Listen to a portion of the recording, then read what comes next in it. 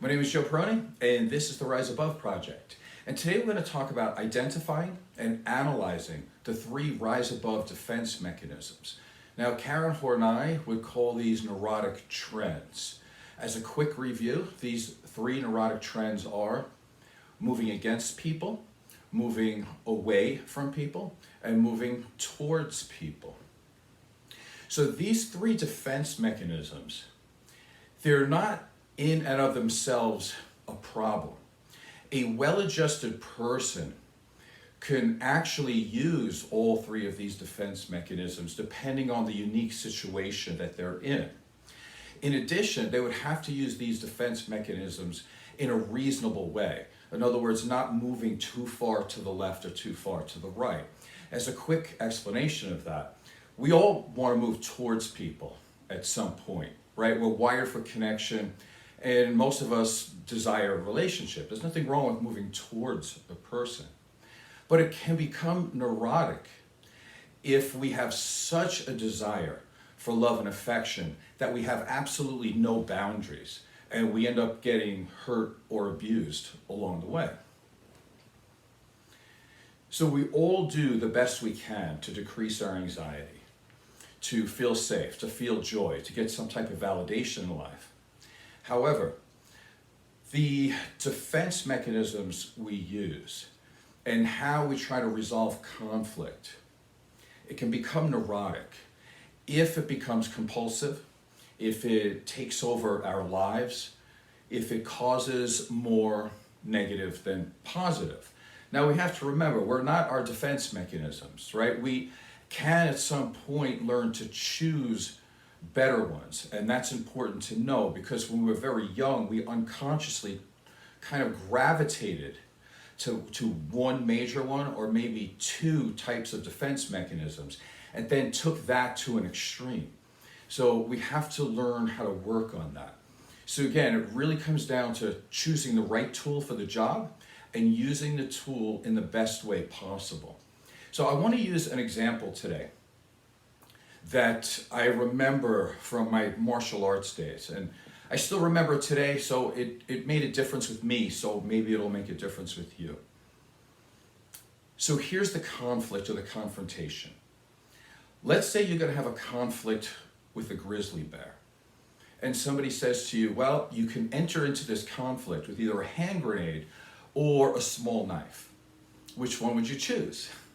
Now, of course, most people, especially throughout the years when I've given this scenario to somebody, they would almost always choose the hand grenade. Why? Because you don't want to get into a hand-to-hand with a bear, right? So you want to be able to throw a hand grenade at a bear from distance. It probably gives you your best chance to live. But that's probably not the right answer because there needs to be another question, right? Because you don't know the situation. So the situation, now that we know, could be the confrontation is going to take place in your tent. So if the confrontation is going to take place in your tent, you're not going to use a hand grenade because that's committing suicide. You know for sure you will die. So there's no sense in doing that. So the correct tool for that job would be a knife. Now, of course, your chances of living are like really slim, but at least it's slim. It's something. So in that scenario, the best choice would be the knife. The more traumatized people are, what happens is they become more narrow-minded, right? And their focus closes down. They have difficulty making decisions in the here and now, right? And their options go down. So what am I saying here? What I'm saying is that as we had unmet needs in our childhood, and that was an incredible trauma, what happens is our focus gets very small and we handle issues in a very narrow way. So part of what a therapist, their work is, their main work is to take clients and make them understand that there's various ways of dealing with things and there's other alternatives. As well, one of the most important things a therapist can do for a client is try to move them so they can make decisions in the here and now, in the present, and not have them based off of their negative relationship templates in the past, which tends to drive most people. So this is one of the major points that I'm going to try to drive home today, because our defense mechanisms are there for a reason, and they're actually healthy. It depends on if we have that ability to choose the right one, to put our ego away, to drop our trauma a little bit, and to be able to choose the correct defense mechanism at the time, and to be able to use it in the most reasonable way. So I'm going to say this a bunch of ways today. So let me go with Aristotle here. So Aristotle, when he wrote Nicomachean Ethics, he talked about the doctrine of the mean. So where you could take a virtue, let's take the virtue of courage. So if we have the virtue of courage and we go too far one way, then we're going to have the vice of being reckless, or the vice of being a sociopath or a psychopath. So if we go the other way, what we would have is the vice of being a coward. So again, so if you're in the middle and you say, I have a lot of courage, let me get even more courage, at some point it becomes reckless. So what we're trying to do is stay down the middle. And Buddha has talked about this at length also. He talked about the middle way. So it's not always about being the maximum, and it's not about always being the minimum. It's what is optimum to get the job done. And for our talk today, it's which is the optimum defense mechanism to use, such as you have a boss at work. Now, we want to sometimes move against. We can move against a boss. We don't want to go into the office and like throw something on the floor and yell and say, you're underpaying me and you're treating me poor, I want a raise. Like, that's probably not the right way to go about it. You're not going to get what you want and need. But it is okay to go in and move against. To say, I feel I'm a valuable asset to this company. I do A, B, and C. I show up on time. I do my job. I do more than what's expected. And I feel like I deserve a raise. If I do not get a raise, I will seek employment elsewhere. That's more of a correct way of moving against. Moving on. Peter Townsend, my favorite songwriter in the history of music. He writes for The Who. Actually, he's in this picture over there. You know, he wrote Too Much of Anything is Too Much for Me. And I agree with that. I remember that being a small child. Unfortunately, I never followed that because I tend to be on the margins and try to push way too much. Be that as it may, the point is, use the right tool and use it in the most reasonable, optimum way. So what I would like to do now is to take a look at 10 questions for each rising above defense mechanism. And again, Karen Horn and I would call them neurotic trends.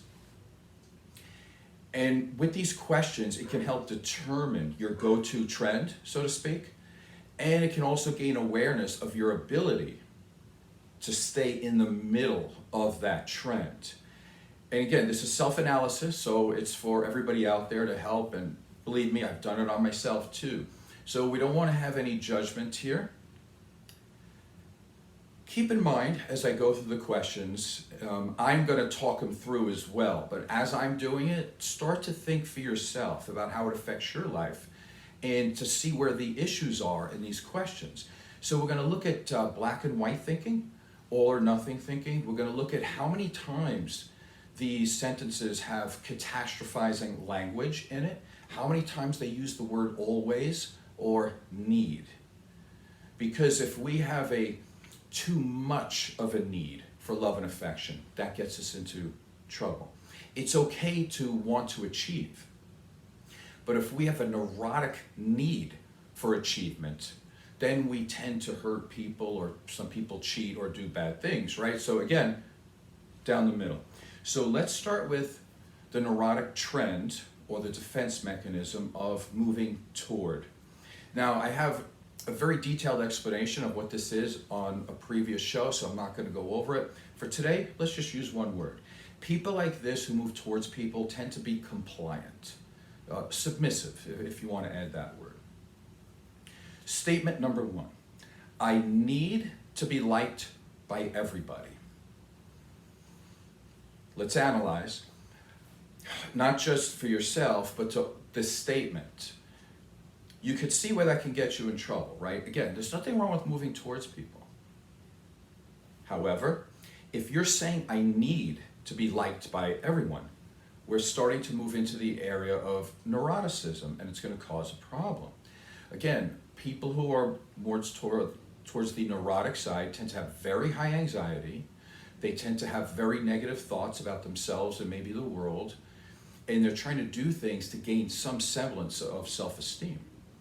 Now, if you need to be liked by everybody, first of all, you're not in control of that, so that's not going to help your anxiety, only when it works out for you, right? And your self-esteem, well, you're putting your self-esteem in other people's hands. Not everybody's going to like you, and again, that's going to cause more harm than good. Sentence number 2, I am completely self-sacrificing. Again, that word completely is very disturbing. It's definitely neurotic. Somebody could say, there's nothing wrong with being self-sacrificing at all. Like, we want to be good people. We want to give to people. We want to help people. I get that. But if you're completely self-sacrificing, it probably means throughout your life you're going to feel like a martyr, that at some point you're going to be a doormat for people, and you're probably not creating enough boundaries to be able to get what you want in life. Number 3, I would always rather be with someone else than be alone. Again, I feel that most people probably want to share their happiness, their joy, their things that they do in life with another person. That makes sense. But if you always would rather be with somebody else than be alone, it probably means that, first of all, it's a neurotic statement. It's not using the correct tool for the job, and it's definitely not used in a reasonable way. You're going to get yourself in positions with people that you shouldn't be with, because you would rather just at least be around somebody, even if you're being abused or if you're being ignored or something like that. You're going to just go with it because that's worse than being alone. Again, that statement is not helpful. If that's you, we need to course correct. Number 4, I care very much about what other people think of me. Again, we're humans, we care. That makes sense. Listen, I make shows. I care that somebody watches, right? But I don't run my whole life on it. You can't do that. I care about, anybody who pays me. Like, I want them to feel like they're getting some value. That makes sense. But you don't want to be pretentious and try to be things to people to get things out of them. You want to somehow be authentic to yourself and then have good people come to you. Again, it's slightly neurotic there if you care too much about what other people think of you. Number 5, I feel crushed when rejected. And here's where we're talking about, again, catastrophizing language. It's okay to feel bad. It's okay to feel angry, a little frustrated if you get rejected. I get that. We all get that. That's human. Definitely human. But crushed, that's different. That puts you in a very weak situation. That's hard to come out of because you are caring so much about what other people think of you that it's going to be hard to maintain some type of self-esteem because you're putting your self-esteem in somebody's hands all the time. That's what makes it neurotic. Number 6, I feel weak and helpless when I'm alone. Again, interesting. Weak and helpless alone. In other words, you're not nothing unless you're something to somebody else. Again, that's going to put you in a lot of negative situations in the world. Number 7, I try to avoid fighting and arguing at all costs. Again, who wants to argue and fight, right? Like, that makes sense. That's a good defense mechanism, just to avoid some fights. I get that. But on the other hand, If you go through your life always being afraid of confrontation, again, always black and white thinking, all or nothing thinking, sometimes it's okay to confront somebody, to argue. Sometimes it's okay to quote unquote fight. Sometimes it's not. Again, a healthy, well-adjusted person can choose the right tool for the job and have access to everything that they need to. Not just go, I never will ever, under any circumstance, argue with somebody. That's going to get you in a world of hurt. Number 8, it's probably my fault if something goes wrong. Again, nothing wrong with taking responsibility for your words, behaviors, and actions. Nothing wrong with that. Actually, that's a very good thing to do. That's a virtue. But it becomes a vice when you assume that it's always your fault. And I would say if you go through your life, and I'm talking to a person that says they always apologize, they always think it's their fault, I'm going to say that they probably were with people that don't apologize, that they're trying to mend fences with people they shouldn't try to mend fences with. And again, it's going to get you abused.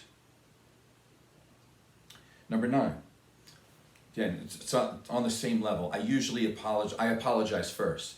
So it's the same thing. If you're figuring out it's your fault and you're the first one to apologize, who are you in relationships with? There needs to be, again, the middle ground. The middle ground. And number 10, I need the company of others. Sure, we prefer maybe the company of others. I choose to be in the company of others. I like the company of others. But if you need to be in the company of others, again, it's not going to go well for you. You're not walking down the middle of the path. So I didn't think of this until now, but maybe you should take out a piece of paper and write these down, because I don't know if I'm saying it slow enough that everybody could go along with the sentences or not. But we're going to move on to the next neurotic trend, or the next rising above defense mechanism. And this would be moving against.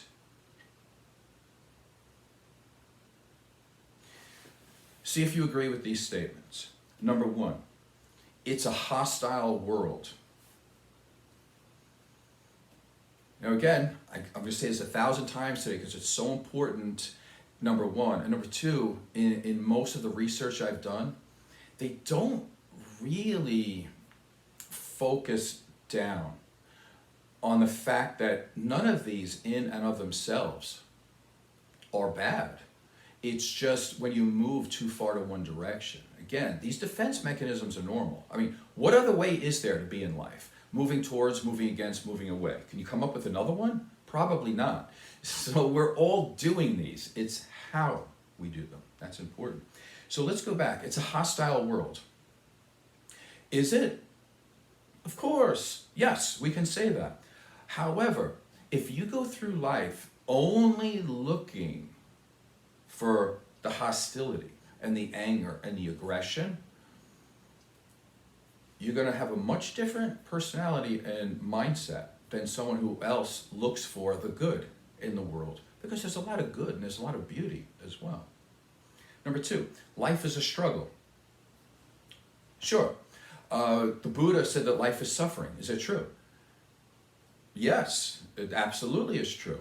But the Buddha also gave many ways that you can make it not so much suffering, right? So if you only wake up every morning and you go, oh my God, life's a struggle, life sucks, it's a hostile world, you are already making yourself contradictory to everything in the world. You're going to be a hard person to be around, right? Because you're fighting against people, you're moving against people. And there is a middle ground. Life is a struggle, but sometimes struggle is good. I enjoy the struggle. Work out every morning, that's a struggle. It's great. Number 3, I like to be in command. Nothing wrong with that. Do you have to be in command all the time? I'm a marriage and family therapist. Sometimes it works if you can choose the right person that's also just as deficient as you, just about on the other side. Like you can say, I always want to be in command, and then you could look for the person who always wants to be submissive. I guess that works, like two traumas together can balance each other out sometimes by mistake and make a relationship work. I mean, I don't think that's optimum, but some people do that. Number 4, only the strongest survive. I by the way, I agree with these. So, but yes, that's true. But it depends on how you define strongest, because I could define it as being the most adaptable, right? Like I have a pug. Everybody loves pugs. How do they survive in the world? They're not like coyotes. They're not out hunting. They're like every other domesticated dog. They're in houses, right? Here's the thing. As you hear them now, they agree with me. Hear that? Here's the funny part. Almost by definition, pugs are the strongest dogs alive. Why? Because they're so adaptable. Here's the thing. Go to a shelter, and please adopt a dog. That would be a great idea. But here's the thing. Go to a dog shelter. Tell me how many pugs there are there. You're not going to find any. And the reason for that is because pugs are incredibly adaptable, because they know what to do. They've been bred to be lap dogs. First of all, they're small. They don't eat much. Well, they like to eat all the time, but still, they are so adaptable, and they move toward their owners probably better than any other dog. That the fact is that they are strong. They do survive in this environment because of their ability to adapt. A pit bull, obviously everybody would say, is a much stronger dog than a pug. Go to the pound. You're going to see like 90% pit bulls. How adaptable are they? Are they that strong technically? I'll leave that for you. Number 5, I enjoy feeling powerful. Don't we all? But there's a middle ground here too. Number 6, I enjoy outsmarting other people. Yeah, so do I. I enjoy being intelligent, being well-read. That's a good thing. But if you're going to do it in a way to put people down and make people feel insignificant, that's probably not the right way to go. Number 7, other people are too sentimental. Again, that's an interesting statement. I think that's neurotic in itself. Why would somebody care if other people have emotions and feelings in that direction, unless, of course, you were going to try to exploit or take advantage of them in some way, or you haven't faced your own demons yet. And so that's why you say sentimentality is not worth it.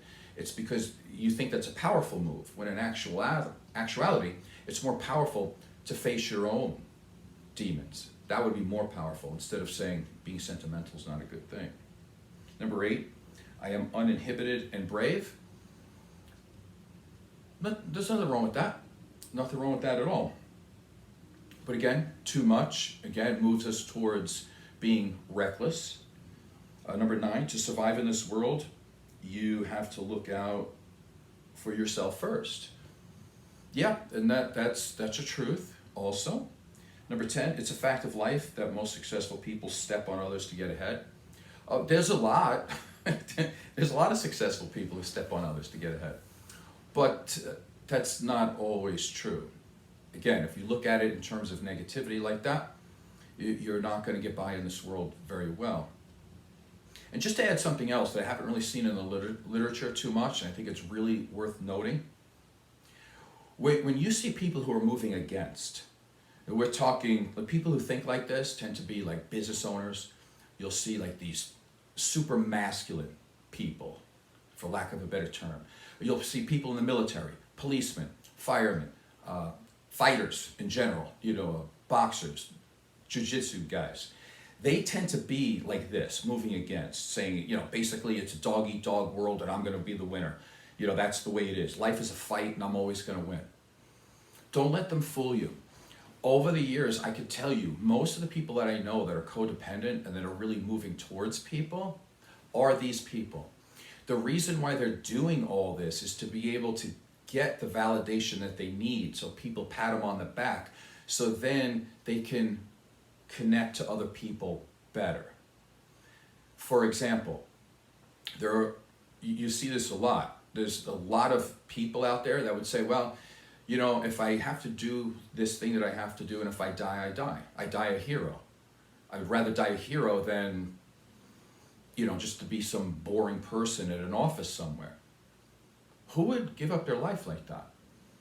It's a person who seems to be moving towards achievement and doing something special, but really what they're doing it for, in a sense, is to be accepted by the masses. It's to be accepted by somebody. Let me leave it at that. I can make a whole show on that. But just know that these moving against people, they're not moving against as much as you think. They're moving against as they're using that as a tool to be able to move towards people. For example, I was a very vicious competitor when I competed in whatever it might be. With no doubt about it, you would say that I'm a moving against person who was aiming for achievement, and I was literally trying to hurt people that got in my way. But why did I do it? So I could be special and move towards people, and to be loved and cared about as well. So it helped me move towards people. Because even starting at a young age, it's much easier to get a girl to care about you when you're the captain of the football team, as opposed to somebody who tried out for the team and got cut, right?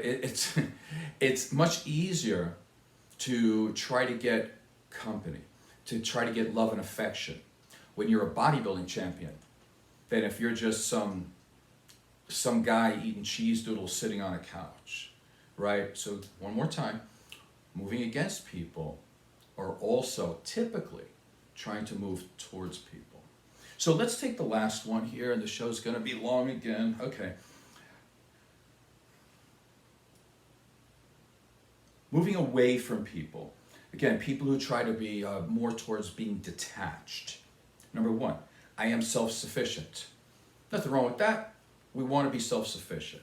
But if you're doing it in a way where you're never connecting to anybody or not having emotional connections to people, you're probably not having full access to everything you need in your life. Number two, I don't really need people. Number three, I could live quite well without anyone. So those two are kind of the same. Again, people are wired for connection. If you feel that way, typically it's a trauma response. And in that sense, if we're looking at trauma responses, most people know fight or flight. That would be a flight response to that. So they're using it as their virtue, when in actuality, again, it's too far one way and it becomes a vice. Number four, I avoid long-term obligations. Again, they don't want to get tied down to anything. Number five, I resent people trying to influence me. Number six, I try to avoid advice from other people. Again, both type of same thing. They don't want to be influenced by other people. Number seven, I could live fine without family or friends. Again, I don't know anybody that's actually like that. What they're doing is they're making a compromise solution because they haven't gone inside and worked on their inner trauma. So they're using this ability to stay away from people as a virtue when it's actually a vice. To go back to in the beginning now, because somebody said, well, I thought you said that these defense mechanisms can be healthy. They are, because there's the middle way. Listen, who among us doesn't want to be away sometimes, right? Like, I live in Las Vegas. 45 minutes away is Mount Charleston. Like, there's no people there, and it's like 30 degrees cooler. You feel like you're in a different world. Like, I think about going there all the time, right? Like, all of us at some point do want to get away, and there's a healthy way of doing that.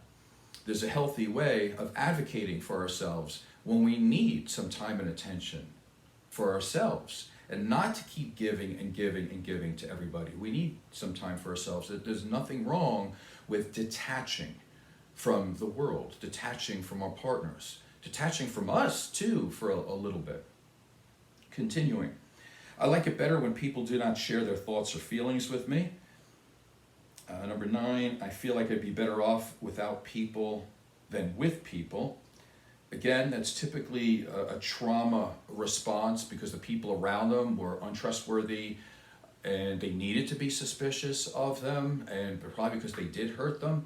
So again, going back to what I said towards the beginning of the show, one of the things that's extremely important for people to do is to work on their traumas enough that they can make decisions in the present, in the here and now, and not say, well, I had this person in my life 20 years ago that treated me poorly. Therefore, when I'm looking at a person right now that I just met, I don't trust them and I don't want to be around them. I don't want to get to know them. Why not? It's a whole new situation. You can totally make new decisions. You are not your trauma response. You are you. A trauma response that you had when you were 3 years old, 5 years old, 8 years old, 10 years old does not have to carry all the way through your life. You can make other choices. And what is the last one? I try to avoid conflicts, which I thought this was interesting too, because people who want to detach try to avoid conflicts. However, people who try to move towards people also try to avoid conflicts. So again, there's going to be a lot of mixing and matching and switching here on these defense mechanisms. So it's not set in stone. Always remember this. Psychology is a soft science. It changes all the time with more knowledge, and it changes throughout different cultures. So things are moving all the time. It's not saying 2 + 2 = 4. So if you have some comments about today, you can leave those in the comments section. If you have any, always into learning more. Like I said, I don't know it all. Hopefully you found this valuable. Anyway, 32 minutes. See if that's too long for you. My name is Joe Peroni. This is the Rise Above Project. Hope you liked the show. And please subscribe and tell a friend. Thank you.